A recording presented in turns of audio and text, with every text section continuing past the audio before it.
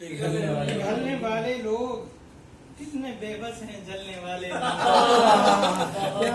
क्या जबरदस्त शेर है। अरे दो चलिए मफहूम बता। हो सकते हैं, दोनों पे गौर कीजिएगा।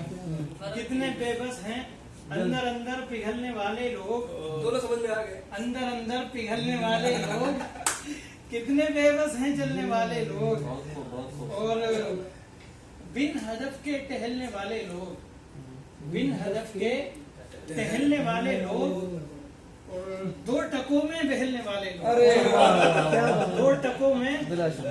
बहलने वाले लोग, उसके नजदीक हीरे जैसे हैं, उसके नजदीक हीरे जैसे हैं। हीरे जैसे हैं, खा के ठोकर संभलने संभलने वाले वाले लोग, लोग। खा के ठोकर संभलने वाले लोग, और कैसे जीते हैं ये भी सोचा है, कैसे जीते हैं ये भी सोचा है, अपने मन को कुचलने वाले लोग, अपने मन को कुचलने वाले लोग, तो सब गुनहगार तो नहीं होते, सब गुनहगार तो नहीं होते, फिसलनों पर फिसलने वाले लोग, फिसलनों पर फिसलने वाले लोग, और हाय अफसोस, हाय अफसोस, सुस्त हैं कितने, हाय अफसोस, सुस्त हैं कितने, सीधे रास्ते पे चलने वाले, सीधे रास्ते पे चलने वाले चलने वाले ये शेर लोग, जमाते अहले हदीस